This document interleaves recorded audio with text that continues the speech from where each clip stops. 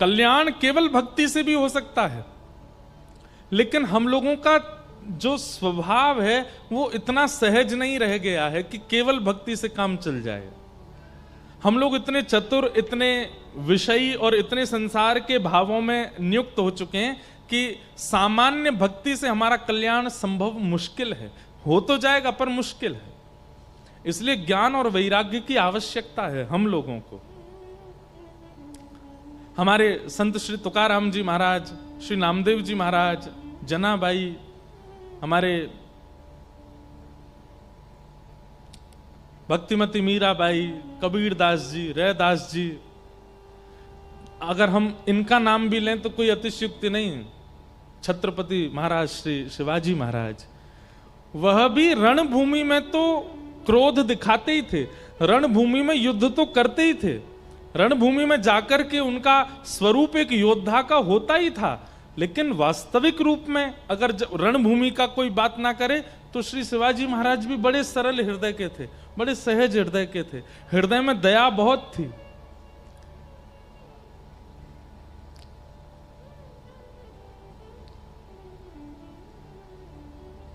तुकाराम जी के सत्संग में जाते थे हमारे छत्रपति शिवाजी महाराज, और नियम बना लिया था कि कहीं भी श्री तुकाराम जी महाराज का सत्संग हो, उनके पास पूरी लिस्ट होती थी कहां कहां तुकाराम जी अपना भाव सुनाएंगे।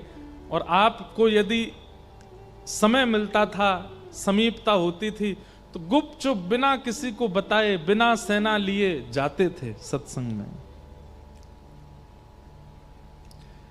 तो सरलता और सहजता, निष्कपटता यदि आपके चित्त में है तो केवल भक्ति, केवल नाम जप, केवल तिलक, केवल कंठीमाला, केवल कथा श्रवण, इन्हीं से आपका कल्याण संभव है। लेकिन हम सबके चित्त में चतुराई भी है, कपट भी है, छल भी है, ईर्ष्या भी है, राग भी है, द्वेष भी है। इसलिए हम लोगों का कल्याण केवल भक्ति से नहीं हो पाएगा।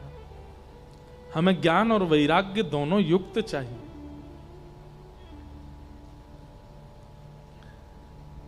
और ज्ञान और वैराग्य युक्त भक्ति कौन प्रदान करता है? श्रीमद् भागवत। तो पहले हमने महात्म्य में ये बात सुनी, फिर दूसरी हमने सुनी कि कहां एक आत्मदेव नाम के ब्राह्मण की संतान नहीं थी, और जब पत्नी ने सहेली के बालक को ही गोद ले लिया और उसी बालक को अपना बता करके पति को दिया, उसका नाम रखा धुंधुकारी, जो कि बड़ा दुष्ट था।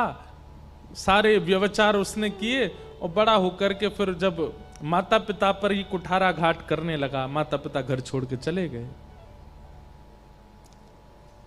बंधुओं, एक बात हम कहें आपसे, आप ऐसी भूमि पर रहते हैं महाराष्ट्र में जिसने ये सिद्ध कर दिया, कोई साधन ना करे, कोई साधना ना करे, कोई तप ना करे, कोई नियम ना करे, केवल नित्य अपने माता पिता को प्रणाम करे तो उसके लिए भगवान विट्ठल प्रकट हो जाते हैं। ये इतनो हमारे ब्रज को प्यारो ठाकुर आपके यहां बैठो है, ब्रजभाषा समझेंगे ना,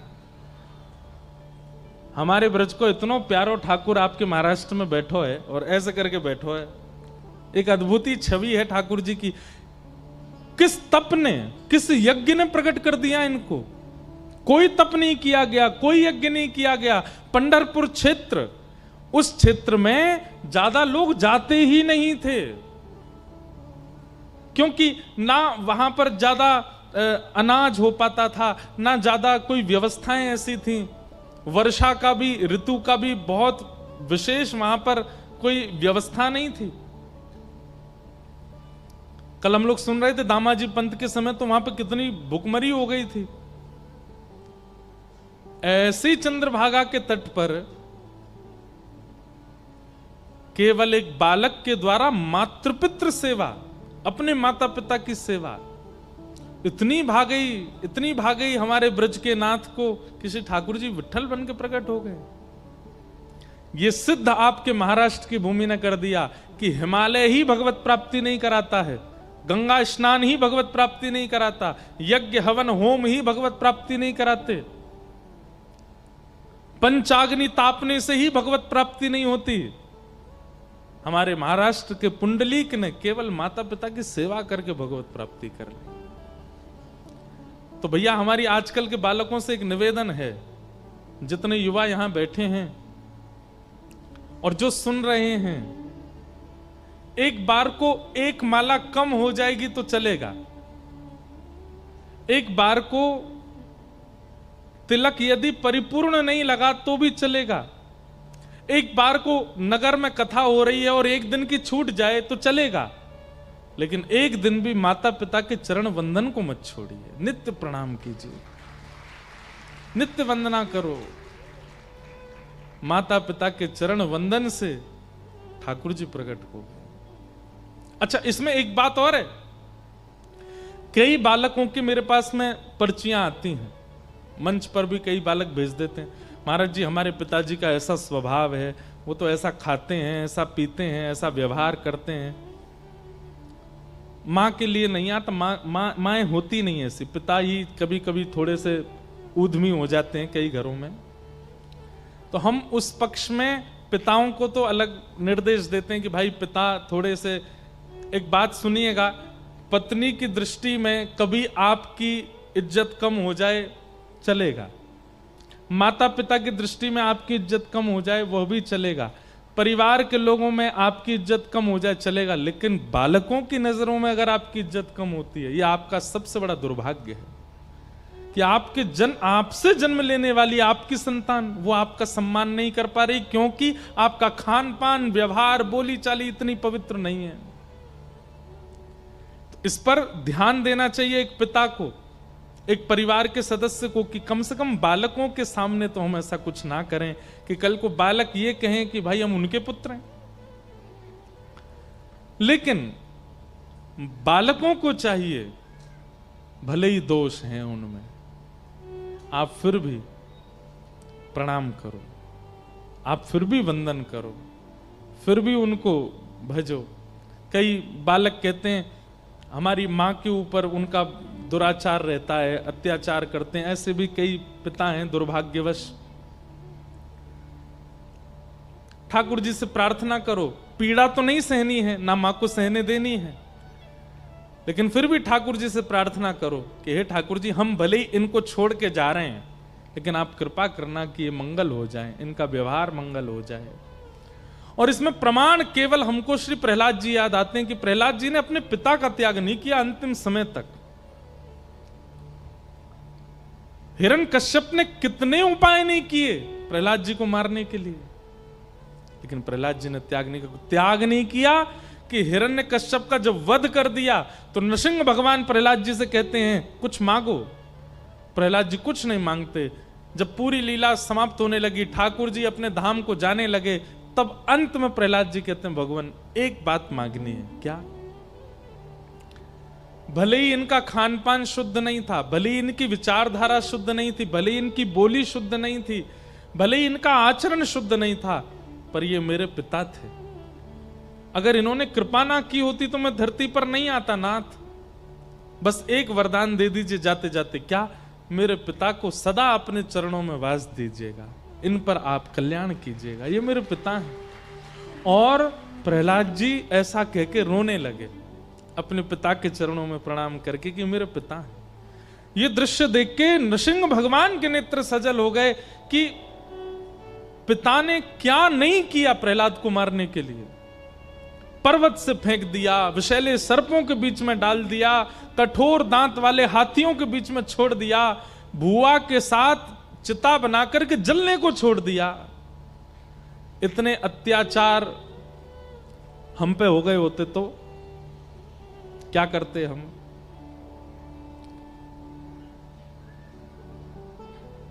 हम लोगों की तो पूछो ही मत, हम क्या करते।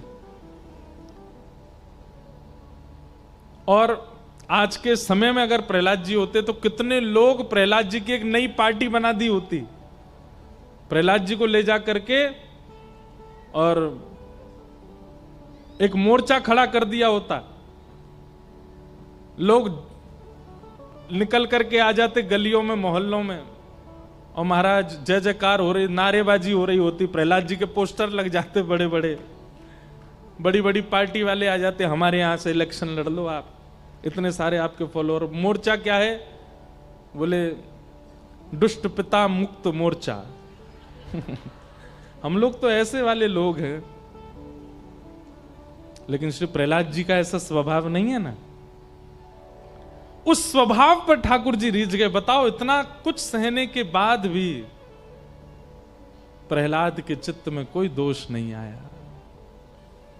हमारी तो प्रार्थना है भैया, आप जिस भूमि पर रहते हैं, यहां माता पिता की सेवा भगवत प्रकट करती है।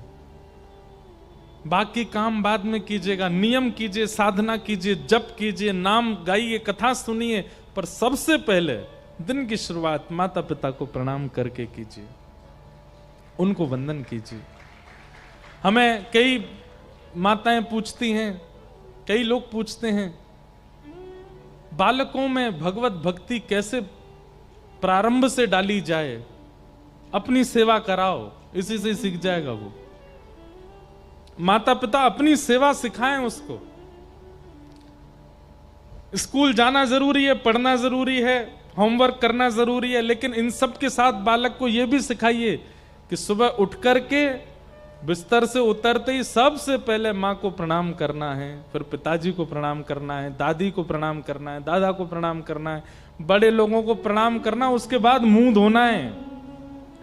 बिना मुंह धोए सबको पहले प्रणाम करके आओ। छोटी अवस्था है बालक की, इसमें यही उसको सेवा सिखाइए।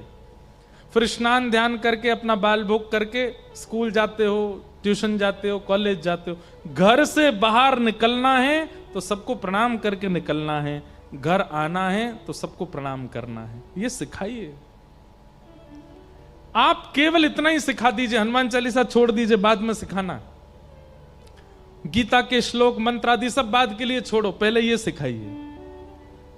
वो बालक यदि घर के बड़े लोगों का सेवक बन गया, हनुमान चालीसा अपने आप उसको ग्रहण करेगी, उसको याद नहीं करना पड़ेगा। हनुमान चालीसा स्वयं कृपा करेगी, गीता जी उस पर स्वयं कृपा करेंगी, संत जन उस पर स्वयं कृपा करेंगे। भाई, मिट्टी में बीज बोया जाए और जल डाला जाए, सूर्य का प्रकाश किया जाए, तो बीज अपने आप पुष्पित होता है, अपने आप पौधा बनता है, पौधे से वृक्ष बनता है, वृक्ष से अब उसमें फल टांगने नहीं पड़ते, उसमें फूल लगाने नहीं पड़ते, अपने आप प्रकट करता है। ठीक वैसे ही बालकों को पहले मातृ पितृ सेवा सिखाओ, ताकि इस महाराष्ट्र में, हमारे इस भारत में एक और पुंडलीक जैसा कोई भक्त हो जो माता पिता की सेवा से एक बार फिर से ठाकुर जी को प्रकट कर दे, ठाकुर जी को प्रादुर्भाव कर दे। तो ऐसी भूमि है महाराष्ट्र की। तो कल हम इस प्रकार महात्मा सुन रहे थे, प्रेत बन गया धुंधुकारी, माता पिता पर दोष बुद्धि रखता था, जिसके कारण प्रेत बनना पड़ा। भागवत की कथा से प्रेत योनि से मुक्त हुआ। यहां दो बातें सिद्ध हुई। पहली बात कि कितना भी भयंकर प्रेत हो, कितना भी भयंकर कोई प्रेत योनि में चला गया हो, उसके निमित्त यदि भागवत श्रवण कर ली जाती है या पाठ करा लिया जाता है, वो प्रेत योनि से मुक्त हो जाता है। और दूसरी बात क्या सिद्ध होती है कि भूत प्रेत होते हैं। कई लोगों को लगता है भूत नहीं होते, प्रेत नहीं होते, होते हैं। ये बात सिद्ध हो गई यहां पर आजकल इनका ये थोड़े कम एक्टिव हैं, भूत प्रेत थोड़े कम एक्टिव हैं। क्यों? क्योंकि हम मानव भूतों से कम नहीं हैं। पहले भूत कब आते थे? रात में 10 बजे के बाद आते थे। अब आजकल हम सोते ही 2 बजे हैं, पूरी दुनिया ही जगी रहती 2-3 बजे तक। भूत कहते हैं यार हमारा टाइम भी ले गए ये लोग, सुबह आ नहीं सकते हम। 4 बजे के बाद तो सूर्योदय हो जाता है, सूर्योदय में भूत प्रेत दिखते नहीं है। रात के टाइम हम लोगों को एक नया प्रेत मिल गया है, फोन, उसी के आश्रय में इतना रहते हैं कि भूत प्रेत बेचारे एक्टिव हो ही नहीं पा रहे। अब सब छोड़ छाड़ के चले गए शहरों को, जंगल वंगलों में रहते होंगे, शेर वेरों को ही दिखते होंगे, हमको तो दिखते नहीं है अब। तो ऐसा है। तो इस प्रकार भागवत जी प्रेत पीड़ा विनाशिनी। आइए अब भागवत जी के प्रथम स्कंद में हम लोग प्रवेश करते हैं। जन्माद्यस्य यतोऽन्वयादितरतः चार्थे स्वविज्ञस्वराट् तेने ब्रह्म हृदय आदि कवये मुह्यन्ति यत्सूरयः तेजो वारि मृदां यथा विनिमयो यत्र तृषगो मृषा धाम्ना स्वेन सदा निरस्तकुहकं सत्यम परम धीमहि। भागवत जी का पहला श्लोक। जो परमात्मा जन्म और मृत्यु के चक्र से परे हैं, बल्कि जिनके हाथ में जन्म मृत्यु का चक्र होता है। चार्थे स्वविज्ञ स्वराट, जो अविज्ञ हैं, अनविज्ञ नहीं है, सब जानते हैं, उनको सब पता है, उनसे कुछ छुपा नहीं है। तेने ब्रह्म हृदय आदि कवे मुह्यन्ति यत्सूरयः, जो आदि कवि ब्रह्मा आदि जैसे देवताओं को भी अपनी लीला पर मोहित कर लेते हैं, जिनके अधीन सब देवता रहते हैं। पृथ्वी, जल, अग्नि, वायु, आकाश, ये पंच तत्व जिनकी भ्रगुटी टेढ़ी करने पर लीला करती है। धाम्ना स्वेन सदा निरस्तकुहकं सत्यम परम धीमहि। ऐसे परमात्मा इस अमृष दुनिया को, जो मिथ्या है, अपनी माया से सब लोगों को सत्य सी प्रतीत कराते हैं। ऐसे श्री कृष्ण को, ऐसे परम सत्य परमात्मा को हम बारंबार प्रणाम करते हैं। भगवान कौन है? एक बात हमारी बहुत ध्यान से सुनिए सब लोग। ठाकुर जी के प्रति आस्था होना, ठाकुर जी के प्रति श्रद्धा होना, समर्पण होना, ठाकुर जी के प्रति लगाव होना, ये सब बाद की बात। सबसे पहला ये विश्वास होना कि यही सत्य है, ये परम सत्य है। मैं एक बात कथा में कहता हूं, बहुत ध्यानपूर्वक सुनिएगा। हमारा और ठाकुर जी का एक खेल चल रहा है, एक गेम चल रहा है। कौन सा खेल? बचपन में एक खेल खेला था हम लोगों ने।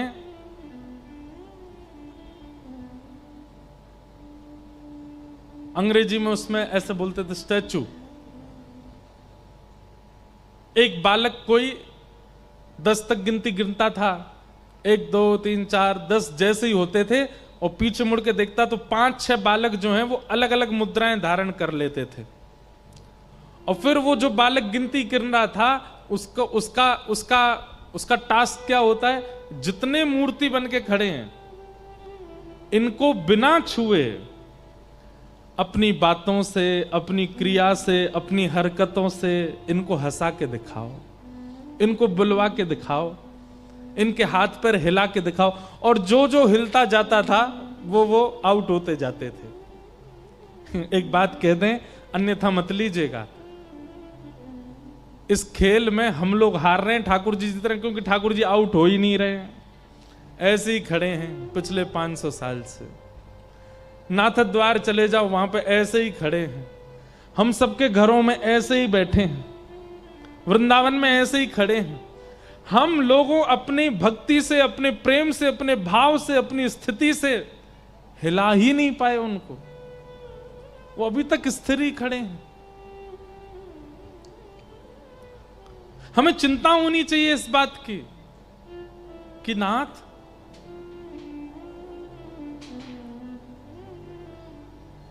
हमारा प्रेम ऐसा नहीं, हमारा भाव ऐसा नहीं कि आप थोड़े से मचल जाओ। ठाकुर जी जैसे वैसे ही रहते हैं, कभी कोई परिवर्तन उनमें नहीं दिखता। क्यों?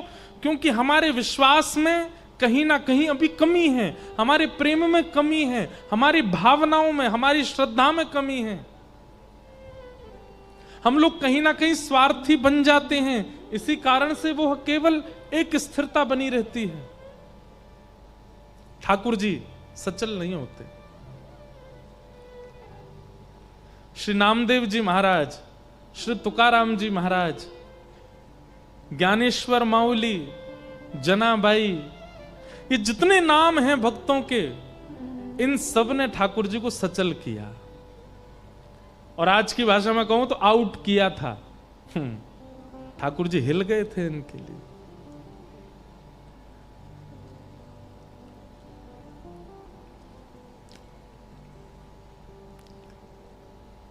संत श्री तुकाराम जी महाराज, नामदेव जी महाराज, अद्भुत संत हुए महाराष्ट्र में।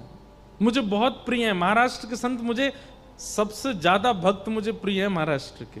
भक्त चरित्र जितने भी हम कहते हैं सब अच्छे लगते हैं, पर कहीं ना कहीं ऐसा लगता है कि जैसे पूर्व में शायद 200-250 साल पहले मैं भी शायद महाराष्ट्र में किसी भक्त के, किसी सेवक का सेवक रहा हूँगा, इसलिए महाराष्ट्र के जब भक्तों का चरित्र आता है ना, मन बड़ा प्रसन्न हो जाता है।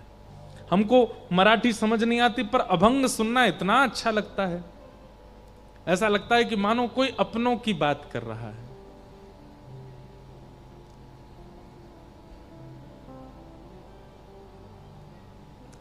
नामदेव जी महाराज एक दिन कीर्तन कर रहे थे और मंदिर में विराजमान श्री पंडरीनाथ भगवान ठाड़े थे, सबको दर्शन दे रहे थे। और दर्शन देते देते श्री ठाकुर जी इतने व्याकुल हो गए कि पीछे खड़ी हुई रुक्मणी जी से कहने लगे, बोले रुक्मणी जी, बोले हाँ जी बताओ, हमसे रुका नहीं जा रहा है। बोले क्यों नहीं रुका जा रहा, मतलब?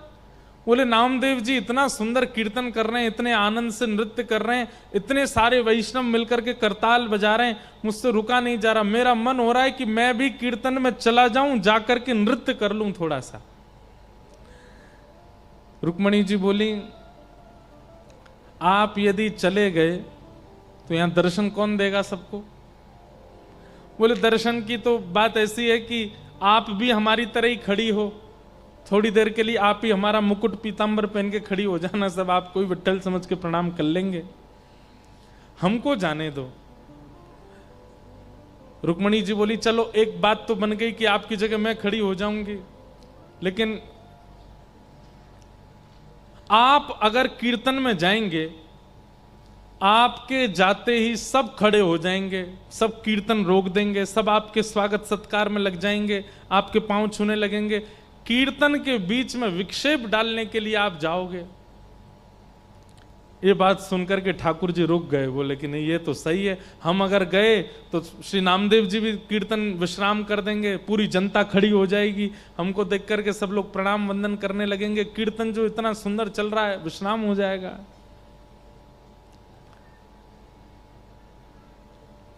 रुक्मणी जी ने जैसे ही देखा कि श्री पंडरीनाथ भगवान थोड़े से मुख मुरझा गया कि कीर्तन में हम नहीं जा पा रहे, हम इस बात को इसलिए बता रहे हैं कि नामदेव जी के शब्द में इतना इतना प्रेम था कि मंदिर में बैठे ठाकुर जी व्याकुल हो रहे थे। नामदेव जी बुलाने नहीं गए, ठाकुर जी व्याकुल हो रहे हैं कि मुझे कीर्तन में जाना है। हम सामने खड़े होकर पुकारते हैं, ठाकुर जी को कोई फर्क नहीं पड़ता, यूं ही खड़े रहते हैं, लेकिन नामदेव दूर कहीं पंडाल में बैठ करके कीर्तन कर रहे हैं और ठाकुर जी मत चल रहे हैं कि मुझे जाना है वहां पर। रुक्मणी जी ने जैसे देखा ठाकुर जी का मुख मुरझा गया, तो रुक्मणी जी बोली एक काम कीजिए। बोले क्या? ये आप काली कमली ओढ़ते हैं ना, इसी को सॉल बना करके और ढक करके अपने आप को, और आप चले जाओ कीर्तन में। लेकिन सुनिए, क्या पीछे ही खड़े रहिएगा, कहीं आगे मत जाइएगा, एकांत में बिल्कुल जहां कोई ना हो वहां खड़े होकर के कीर्तन सुन लीजिएगा, थोड़ा आनंद लेके आप आ जाओ। ठाकुर जी बोले ये बढ़िया युक्ति बताई। ठाकुर जी ने तुरंत सॉल ओढ़ी और पूरा अपना सर्वांगीण अंग ढक लिया, काली सॉल और कालो लाला, दिखाई तो दे में नहीं लेकिन ठाकुर जी की पहचान तो चाल से ही हो जाती है, उनकी चाल ही ऐसी मदमस्त है कि कोई ना पहचाने। लेकिन फिर भी ठाकुर जी को यह था कि विक्षेप नहीं हो कीर्तन में, मैं पीछे जाके खड़ा हो जाऊंगा। आहा, ठाकुर जी पीछे आकर के खड़े हो गए। हजारों की तादाद में वैष्णव बैठे थे और श्री पंडरीनाथ भगवान पीछे खड़े होकर के एक दीवार से टेक लगा करके मधुर भाव से नामदेव जी का कीर्तन सुन रहे हैं। और सुनते सुनते सुनते सुनते जैसे जैसे कभी कभी श्रोताओं में उचंग आती है ना, ऐसी ठाकुर जी में उचंग आने लगी। और जैसे ही कीर्तन की गति लय तेज हुई, थोड़ा कीर्तन की गति तीव्र होने लगी, श्री ठाकुर जी भूल गए कि मुझे सबसे छुपना है। वहीं कमर पर हाथ धर के उछल उछल करके कीर्तन करने लगे, नृत्य करने लगे। और नृत्य करते करते ठाकुर जी के नेत्र बंद हो गए। अब जैसे ठाकुर जी नृत्य करने लगे, धीमे धीमे जनता में प्रवेश करने लगे। अब पहले तो लोग उनको जगह नहीं दें अंदर आने की, लेकिन जैसे ही पीछे मुड़ करके देखें कौन है धक्का दे रहा है, पीछे देखें तो साक्षात पंडरीनाथ, और अपनी कमर पर हाथ धर करके मधुर भाव से नृत्य कर रहे हैं। हल्ला हो गया सब श्रोताओं में, अरे साक्षात पंडरीनाथ आ गए। सब ने मार्ग दे दिया और श्री ठाकुर जी नृत्य करते करते नेत्र बंद हैं, अश्रुपात प्रेमाश्रु गिर रहे हैं नेत्रों से। और कभी भुजा उठा के नृत्य करते हैं, कभी कमर पर हाथ धर के नृत्य करते हैं। सब देख करके आश्चर्यचकित हो गए।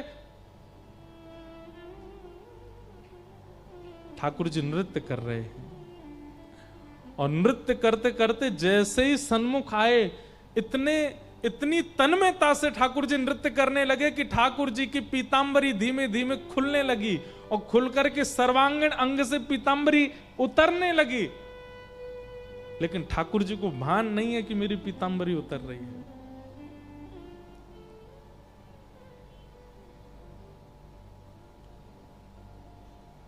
आहा, उस छवि को देख करके जितने वैष्णव थे सब आनंदित हो गए, सबके नेत्र सजल हो गए। सबने ठाकुर जी को प्रणाम किया, दंडवत किया। इतना प्रेम ठाकुर जी करते हैं एक वैष्णव वाणी से। एक अभंग गाया जाता है, उसका अर्थ तो मुझे ज्यादा नहीं पता। अबीर गुलाल उधरी तरंग, माझा घरी नाचे माझा सखा पांडुरंग। नाथा घरी नाचे माझा सखा पांडुरंग। ठाकुर जी नृत्य कर रहे हैं।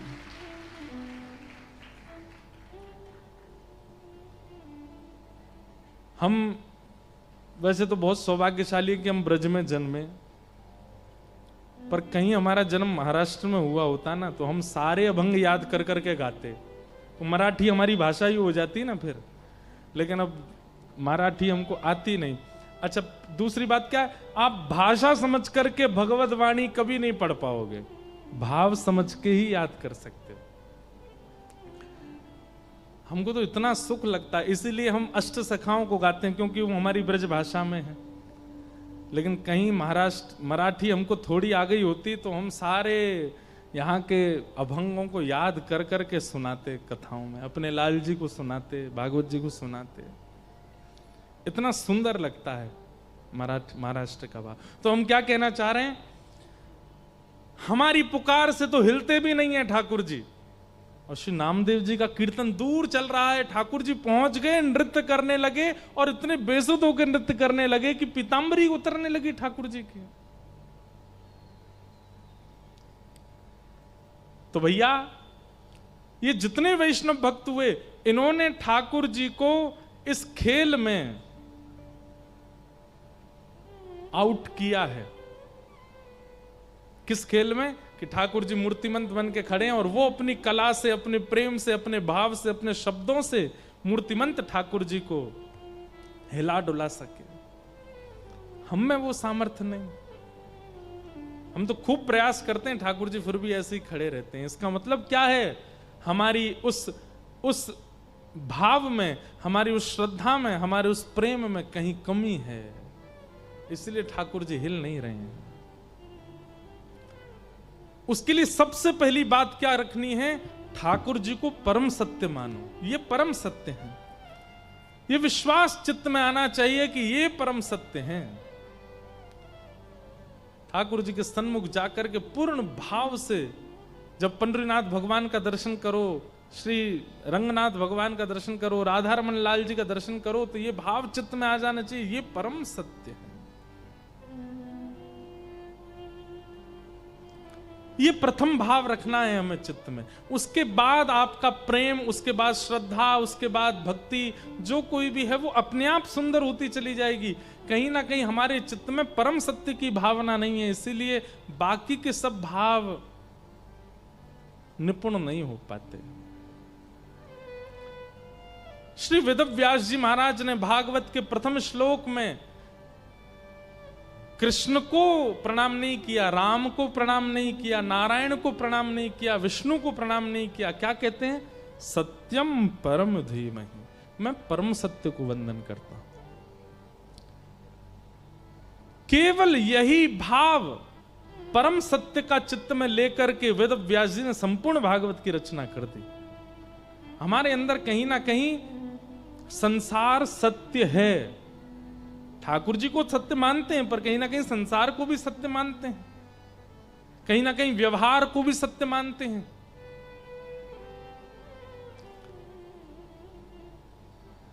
एक बार सुनिएगा, संत श्री तुकाराम जी महाराज, नाम सुना? आप नहीं सुनेंगे तो कौन सुनेगा? है महाराष्ट्र वालों को नहीं पता होगा तो आपको पता है, जैसे हम लोग कीर्तन करते हैं ना, जय जय राम कृष्ण हरि, ऐसे एक कीर्तन और होता है, ज्ञानोबा तुकाराम, ज्ञानोबा तुकाराम, ज्ञानोबा तुकाराम। ये ज्ञानोबा तुकाराम कीर्तन क्यों होता है? एक बार श्री पंडरीनाथ भगवान को शयन करा करके पुजारी जी चले गए, और श्री पुजारी जी जैसे ही नेत्र बंद करके सोए तो उनको क्या दिखा कि ठाकुर जी को मंदिर में शयन करा के आए, कंबल उड़ा के आए, और पुजारी जी के सोते ही नेत्र में स्वप्न क्या आया? ठाकुर जी ने अपना कंबल हटा दिया और पांव में घुंघरू बांध करके, अपने पैरों में घुंघरू बांध करके और हाथ में करताल लेकर के श्री पंडरीनाथ भगवान नृत्य कर रहे हैं, गा रहे हैं। रुक्मणी जी बैठ करके मृदंग बजा रही हैं, ज्ञानोबा तुकाराम, ज्ञानोबा तुकाराम, ज्ञानोबा तुकाराम।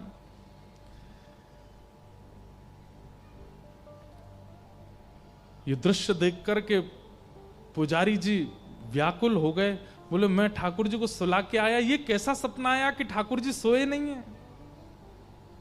दौड़ करके गए और मंदिर में जाकर के धीमे से भीतर गर्भगृह के अंदर झांक करके देखा तो वहां यही दृश्य दिखा। श्री पंडरीनाथ भगवान हाथ में करताल लिए, मंजीरा लिए, ज्ञानोबा तुकाराम, ज्ञानोबा नृत्य कर रहे थे। रुक्मणी जी मृदंग बजा रही हैं और श्री ठाकुर जी नृत्य कर रहे हैं। पुजारी जी ने तुरंत प्रणाम किया, जय हो पंडरीनाथ। ठाकुर जी तुरंत स्थिर होने लगे, अपने स्थान पर खड़े होने लगे, बिल्कुल स्थिर। बोले अब मत होइए, चोरी पकड़ ली हमने, अब जैसे हो वैसे ही रहो। ठाकुर जी बोले आप क्यों आ गए? बोले क्योंकि हमको स्वप्न में दिख रहा था कि आप सो नहीं रहे हो, आप नाच रहे हो, पूरे दिन आप खड़े रहते हो, लोग बाग आपके दर्शन करते हैं, और रात को भी आप सोते नहीं हो, क्या कीर्तन कर रहे हो आप? और कीर्तन तो ठाकुर के नाम का होता है, ये ज्ञानदेव तुकाराम, ज्ञानोबा तुकाराम, भक्तों के नाम का कीर्तन क्यों कर रहे हो आप, वो भी अर्धरात्रि को? ठाकुर जी बोले मुझे इनकी बहुत याद आती है, इन्होंने मेरे को इतना गाया, मेरा इतना कीर्तन किया कि मैं स्वयं को रोक नहीं पाता इनका कीर्तन करने से, इसलिए करताल लेकर के पूरी रात मैं अपने भक्तों का कीर्तन करता हूं। पुजारी जी बोले एक बात बताइए, भक्त तो आपके बहुत सारे हुए, लेकिन आप केवल ज्ञानोबा तुकाराम ही क्यों? ये दो मतलब आपके ज्यादा प्रिय हैं। श्री ज्ञानदेव जी महाराज और श्री तुकाराम जी यही आपके अति प्रिय हैं। बाकी के इतने सारे भक्त हुए, श्री नामदेव जी भी हुए, और उत्तर भारत के कई सारे भक्त हुए, अष्टसखा हुए, ये सब, तुलसीदास जी महाराज आदि, इन सब का किसी का नाम नहीं, ज्ञानोबा तुकाराम। ठाकुर जी बोले भक्तों की यदि गिनती की जाए तो मेरे अवतार कम पड़ेंगे, भक्तों के अवतार ज्यादा हैं। इतने सारे भक्त हैं कि सबका नाम एक साथ गाना मेरे लिए संभव नहीं, इसलिए हम क्या करते हैं? बोले एक भक्त तो है आदि भक्त और एक भक्त है अंत भक्त।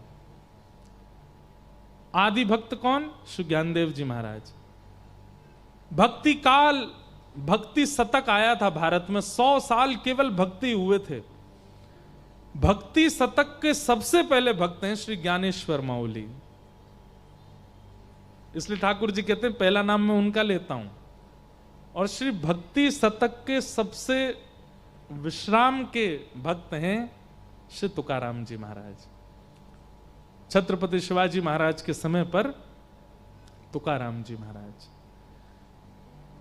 तो ये 100 साल की जो भक्ति काल आया था उसमें प्रथम हुए श्री ज्ञानदेव जी, दूसरे हुए, अंतिम हुए श्री तुकार। इसलिए हम इन दोनों का नाम बोलते हैं। इस बीच में जितने भक्त हैं सबको, सबके नाम अपने आप उच्चारित हो जाते हैं। इसलिए ज्ञानोबा तुकाराम।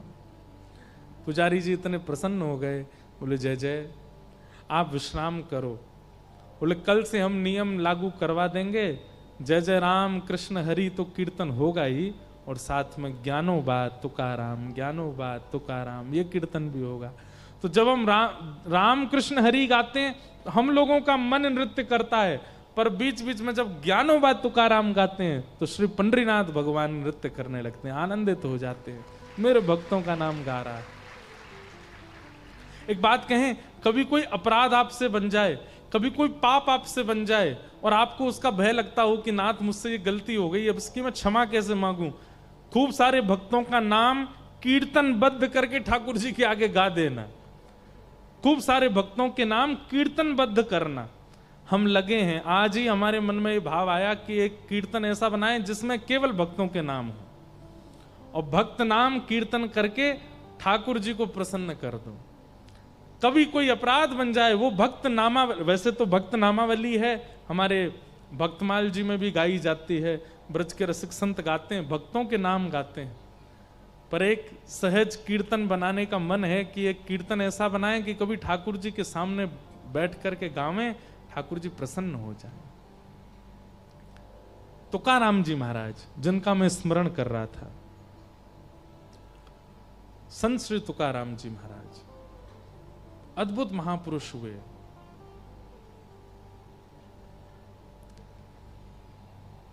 तुकाराम जी की पत्नी अनुकूल नहीं थी, कथा सबको पता है। सब लोग इधर देखिए, ध्यान से सुनिएगा। तुकाराम जी की पत्नी अनुकूल नहीं थी। अनुकूल मतलब मन के मुताबिक। लड़ती थी, झगड़ा करती थी, डांटती थी, फटकारती थी, और कभी कभी ज्यादा गुस्सा आ जाता था तो श्री तुकाराम जी पर कुछ फेंक फांक भी देती थी, मारती थी, ऐसा तो नहीं कहेंगे हम। लेकिन वो एक प्रसंग है, गन्ना वाला प्रसंग। श्री तुकाराम जी सारे गन्ने बांटे आए गांव में, एक गन्ना बचा बस। पत्नी ने कहा इतने सारे गन्ने लेके गए थे, कितना रुपया कमा के लाए? बोले रुपया कमाने के लिए तो लेके गए थे, पर बीच रास्ते में बच्चों ने मांग लिया गन्ना दे दो, तो हम तो मुफ्त में ही बांटी आए। एक ही बच्चा है, बालक कम पड़ गए, नहीं तो ये भी चला जाता। पत्नी को गुस्सा आया, गन्ना लेकर के तुकाराम जी की एक पीठ पर दिया, सो 2 हो गए। तुकाराम जी हंसने लगे, वाह मेरी पत्नी कितनी बुद्धिमान है। क्यों? मैं सोच रहा था एक ही गन्ना है, घर में खाने वाले 2 कैसे खाएंगे, इसने मार के 2 कर दिए, ले एक तू खा एक मैं खाऊंगा। तो उनकी पत्नी अनुकूल नहीं थी, लेकिन वो उसकी हर स्थिति को स्वीकार करते थे। तो एक बार एक गांव का एक बालक गया तुकाराम जी के पास, और उसने तुकाराम जी से जाकर के कहा कि महाराज मैं आपसे एक बात पूछना चाहता हूं। बोले क्या? पूरा गांव जानता है, देहू, पुणे के पास स्थान है देहू, जहां तुकाराम जी महाराज रहते थे। बोले पूरा देहू जानता है, सब गांव के लोग जानते हैं कि आपकी पत्नी बिल्कुल अनुकूल नहीं है आपके, उसका व्यवहार। अच्छा एक और बात है, श्री तुकाराम जी महाराज का ऐसा मैंने सुना भक्त चरित्र में कि उनका पहले ब्याह हुआ था, एक बेटा भी था, पर अकाल की वजह से पत्नी और बेटा दोनों की मृत्यु हो गई। फिर उसके बाद तुकाराम जी बिल्कुल सन्यासी महात्मा हो गए, लेकिन फिर किसी कारण से उनका फिर ब्याह किया गया। तो फिर जब पत्नी दूसरी आई वो बड़ी तेज थी, बहुत शासन करती थी। तो उस बालक ने कहा, पूरा गांव जानता है, पूरा देहू जानता है कि आपकी पत्नी बिल्कुल अनुकूल नहीं है, लेकिन फिर भी आप इतने प्रसन्न दिखते हैं। आप जब अपने घर से निकलते हैं तो हजारों लोग आपके दर्शन के लिए खड़े रहते हैं। अरे कहां तक कहें, भारत के सम्राट छत्रपति शिवाजी महाराज, वो आपके यहां जगह जगह जब आपका कीर्तन होता है तो पहुंचते हैं और ससम्मान आपका इतना आदर करते हैं, इतना सम्मान करते हैं।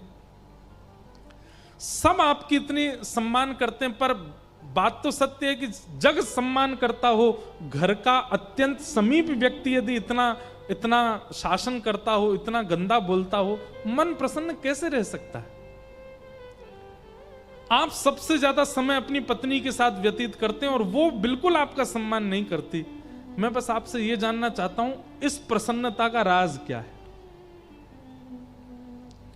आपको चिंता नहीं होती? आपका मन व्याकुल नहीं होता? आपको पीड़ा नहीं होती चित्त में? आप इतने प्रसन्न रह कैसे लेते हो? कृपा करके मुझे अपनी इस प्रसन्नता का राज बताइए। तुकाराम जी महाराज बैठे थे, तो बैठे बैठे तुकाराम जी बोले, सुनो, बहुत पते की बात है, ध्यान से सुनिएगा। तुकाराम जी बोले, मेरा राज तो बाद में बताऊंगा, लेकिन मुझे तेरा एक राज पता है। बालक घबरा गया, आपको क्या पता चल गया मेरे बारे में? बोले, तुम्हारा एक राज पता है कि तुम्हारे जीवन के केवल 7 दिन बचे हैं। 7 दिन बाद तुम्हारी मृत्यु हो जानी है बच्चा, केवल 7 दिन बचे हैं तुम्हारे। और वो बालक अपने प्रश्न तो सब भूल भाल गया। बोले, मैं काय को आ गया आपके पास? तुकाराम जी को प्रणाम करके तुरंत भागा। 7 ही दिन बचे थे उसके। 7 दिन तक वो बालक ऐसा हो गया, एकांत में बैठा रहता। कोई आकर के उसकी बहुत प्रशंसा करता तो वो प्रसन्न नहीं होता था। कोई आकर के उसकी बहुत निंदा करता तो वो दुखी नहीं होता था। कोई आकर के उसका बहुत सम्मान करता था तो उसको पीड़ा नहीं होती थी।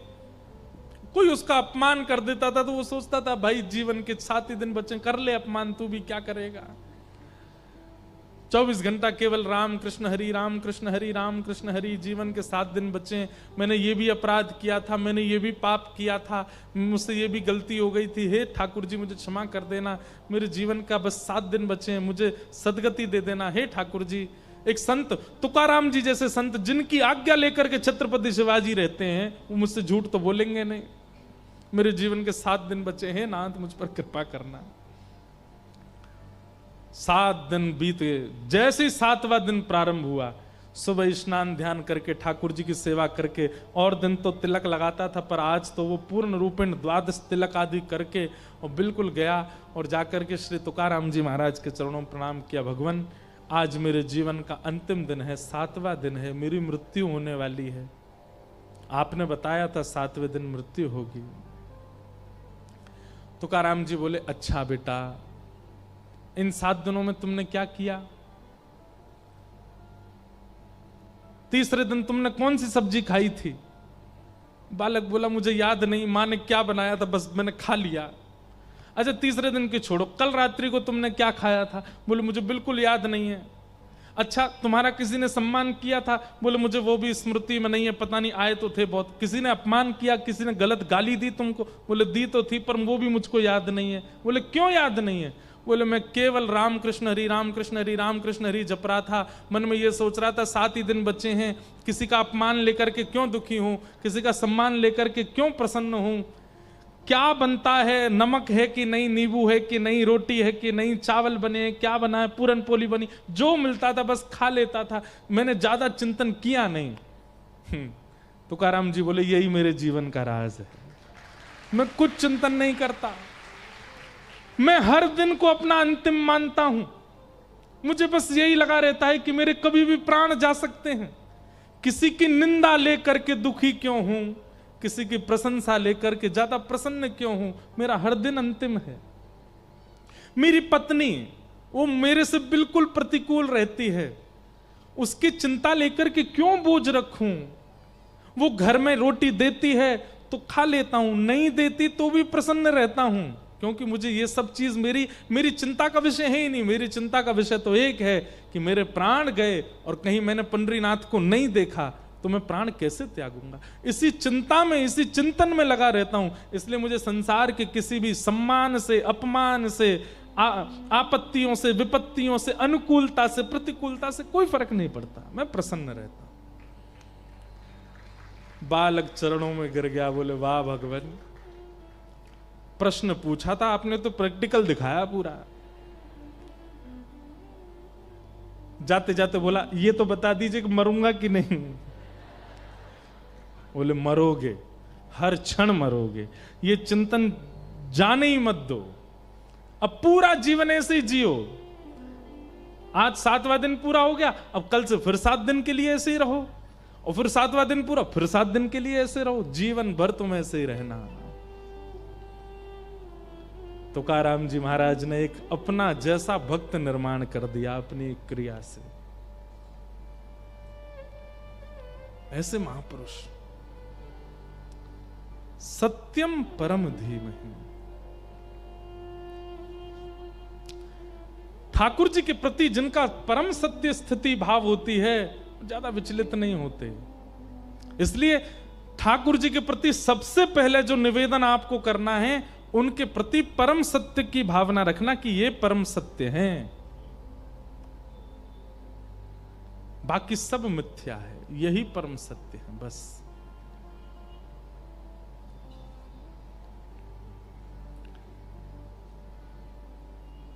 कि धर्म प्रोजित कई तवोत्र परमो निर्मत सराणाम सताम वैद्यम वास्तवमत्र वस्तु शिवदम तापत्रयोन्मूलनम श्रीमद्भागवते महामुनि कृते किं वा परैरीश्वर सद्यो हृदयवरुध्यते त्रिकृतभिः शुश्रूषुभिस्तच्छणा।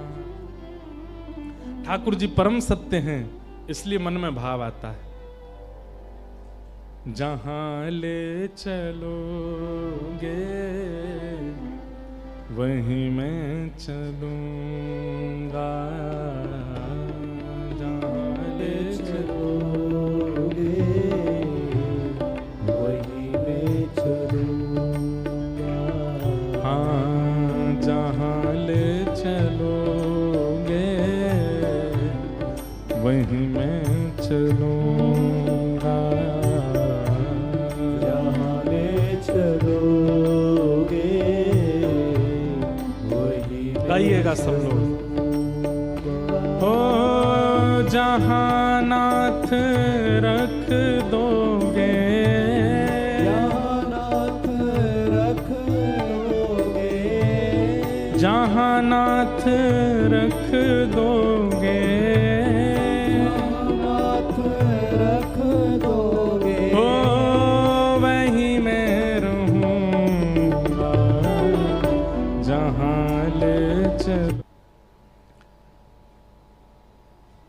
भगवत गीता और भागवत, ये दो बातें। हम लोग भागवत सुन रहे हैं, भगवत गीता नहीं। कई बार तो मेरा सिर खराब होता है तब जब कथा सुनने वाला 7वें दिन प्रणाम करके ये कह दे, महाराज जी क्या सुंदर गीता पर प्रवचन किया आपने, भगवत गीता बहुत अच्छी सुनाई।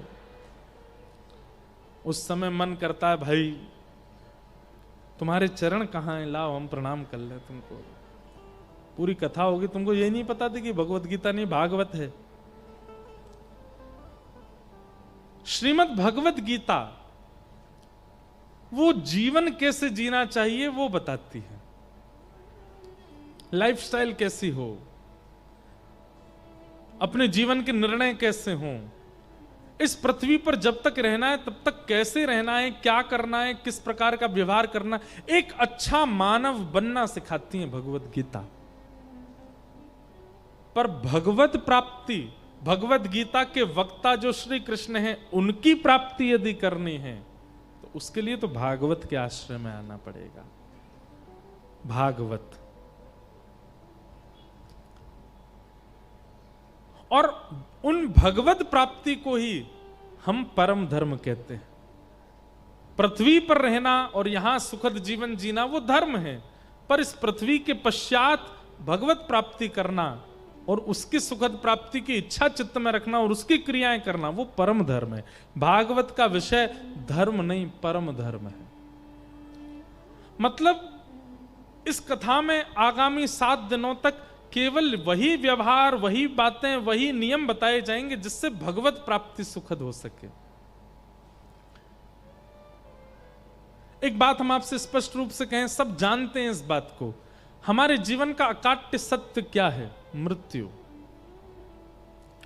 हमारा भुसावल में घर बनाना एक सपना रहता है, ब्याह करना सपना होता है, बच्चे होंगे सपना होता है, बच्चों को उस स्कूल में पढ़ाएंगे सपना होता है, बच्चों का ऐसा ब्याह करेंगे सपना होता है, अपने माता पिता के लिए ये करेंगे सपना होता है।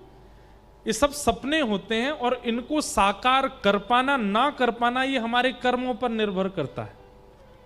कई लोग मेहनत करके अपने सपनों को साकार कर लेते हैं, कई लोग निराकार रह जाते हैं। लेकिन एक वस्तु ऐसी है जो सपना नहीं है, परम सत्य है, और वो क्या है? मृत्यु। मृत्यु सपना नहीं, मृत्यु तो सत्य है, सबकी आनी है। आया है सो जाएगा राजा रंक फकीर, कोई सिंहासन चढ़ चला, कोई बंधा जंजीर। सबको जाना है, ये बात सब जानते हैं,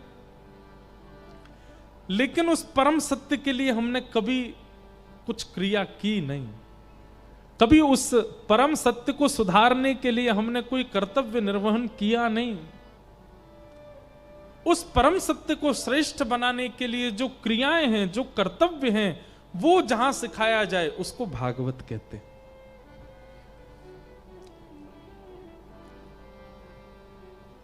और एक बात निश्चित है कि मृत्यु के पश्चात भगवत प्राप्ति तभी हो सकती है जब जीवन काल में, अपने युवा काल में, अपने वृद्ध काल में, अपने कुमार अवस्था काल में आपने ठाकुर जी को खूब भजा हो, तभी मृत्यु के बाद उनकी प्राप्ति हो सकती है। तो अपने बाल काल में, युवा काल में, कुमार काल में, वृद्ध काल में कैसे भजना है वो जहां सिखाया जाए उसे श्रीमद् भागवत कहते हैं। श्रीमद् भागवत तो प्रेमी बनाती है, श्रीमद् भागवत तो भक्त बनाती है। इसलिए भागवत का विषय क्या है? धर्म प्रौजत कई तवोत्र परमो, परम धर्म की प्राप्ति कराना। समझ में आ गई बात? धर्म और परम धर्म में अंतर क्या है? इस संसार में रहने के लिए मान प्रतिष्ठा यश वैभव अन्न पाने के लिए जो आप कर्म करते हो वो सब धर्म है, और इस लोक से परलोक में या फिर अपने इष्ट की प्राप्ति के लिए जो आप कर्म करते हो वो सब परम धर्म है।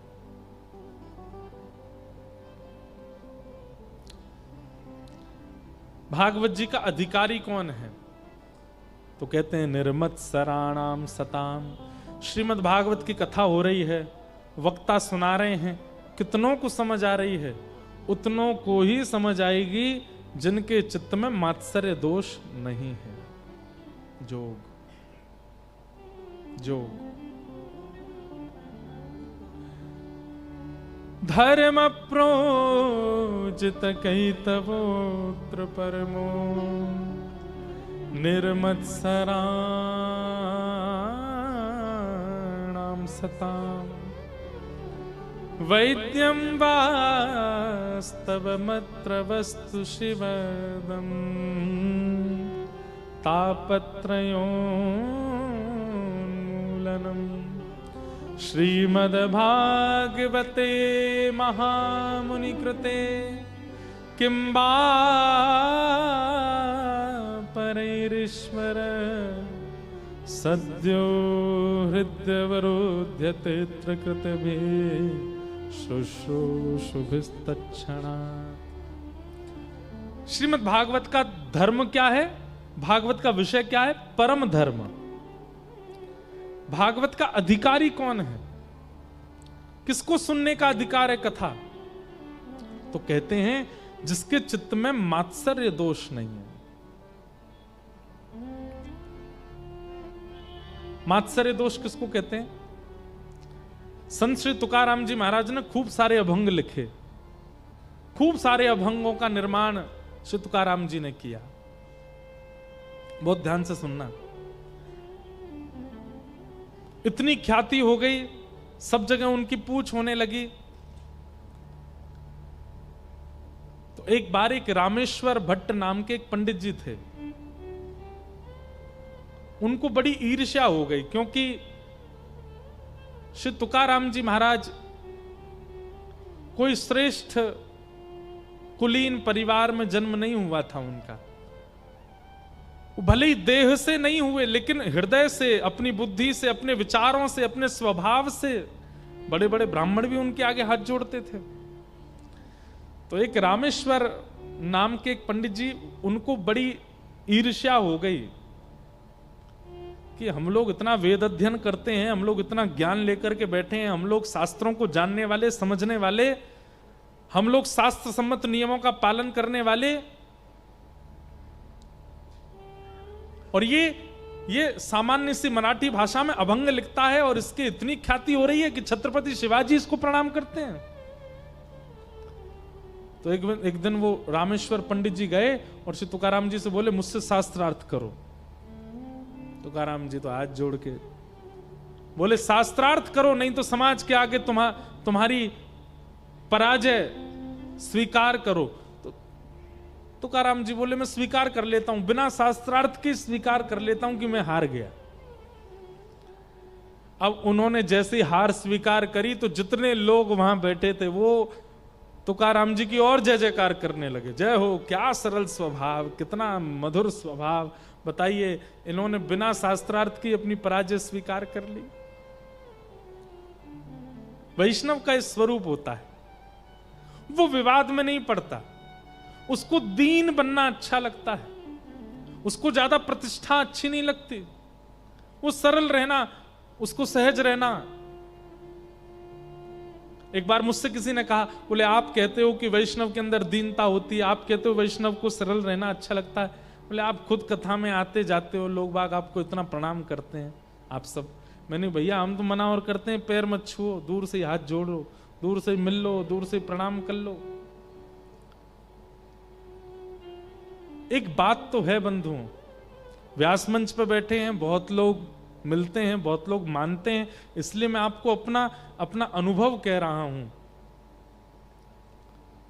बहुत ख्याति हो जाना और बहुत सम्मान मिल जाना, ये कहीं ना कहीं भक्ति में कटौती करता है।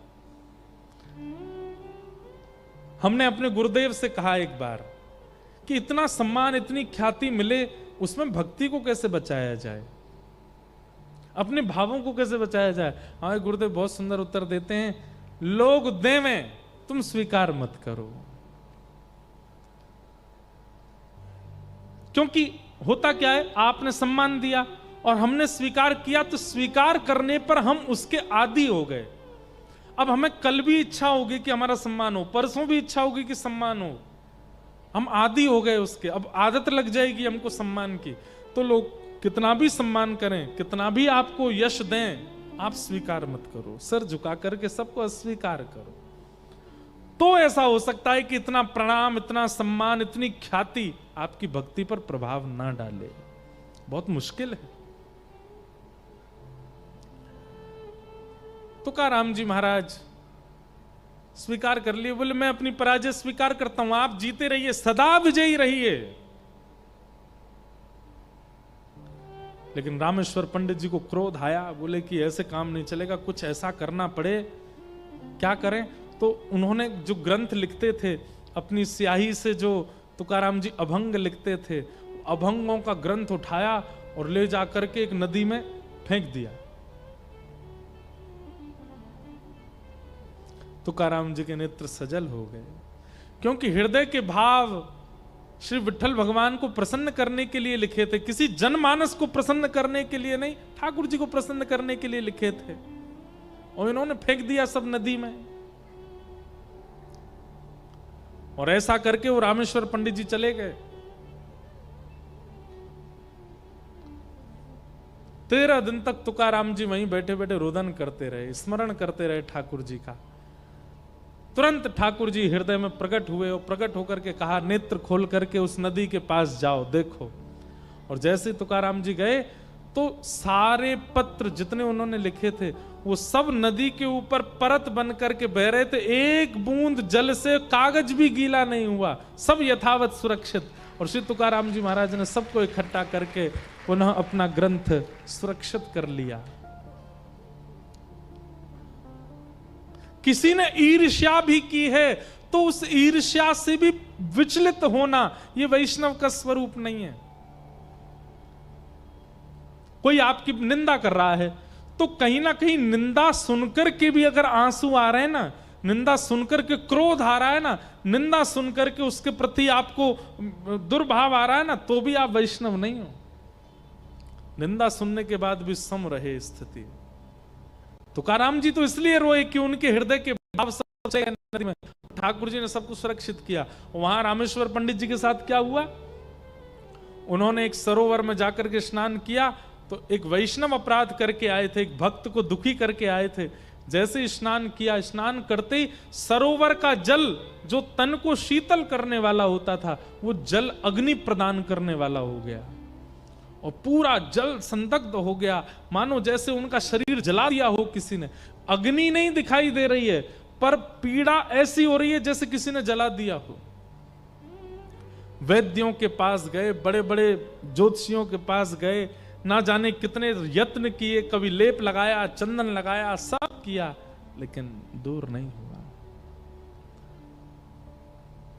तब किसी महापुरुष ने जो दिव्य दृष्टि रखते थे उन्होंने कहा, बोले तुमने केवल जात पात देख करके और एक सामान्य व्यक्ति मान करके किसी भक्त के सुंदर स्वरूप, किसी भक्त की सुंदर वाणी का तुमने तिरस्कार किया।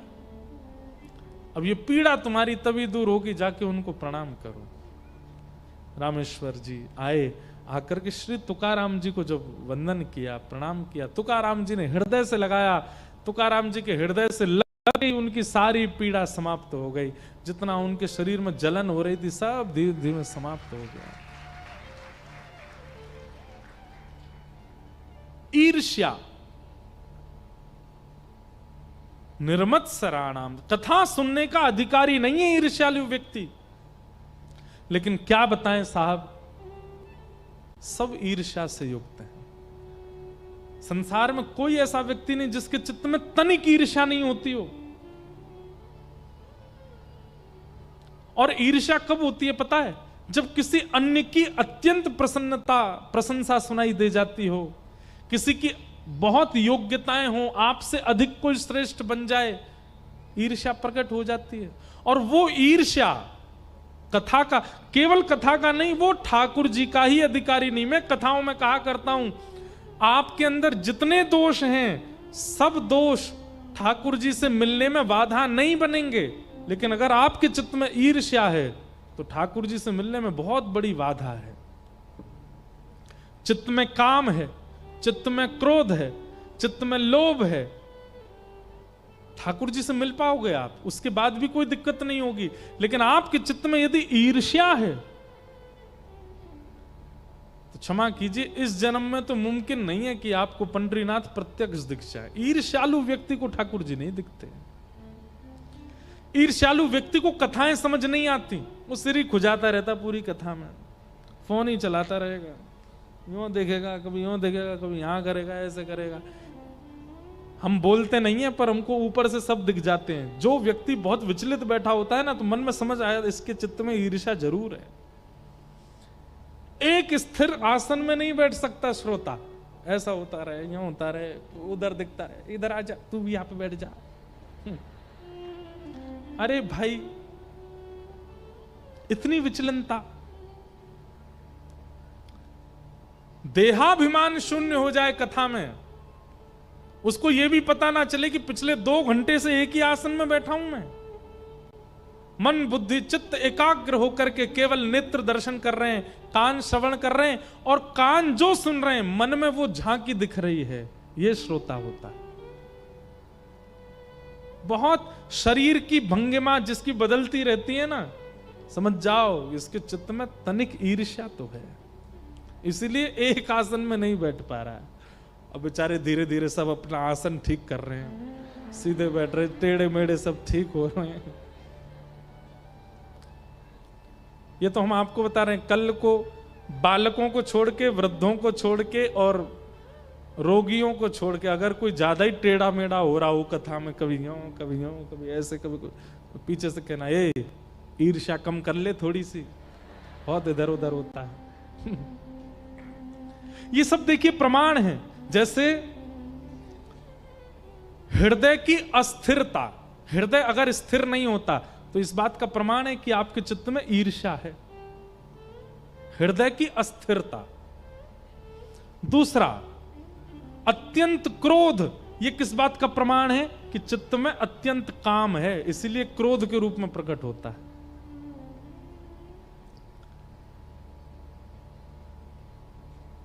अत्यंत निद्रा आलस्य का प्रमाण है, आलस्य है इसीलिए निद्रा है।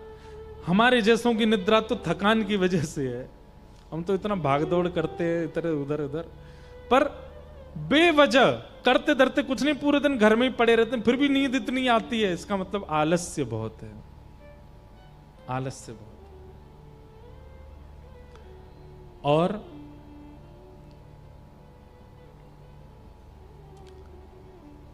मोह, कृषि के प्रति भयंकर मोह ही आसक्ति का प्रमाण है कि चित्त में आसक्ति दोष है, इसीलिए मोह बहुत ज्यादा है।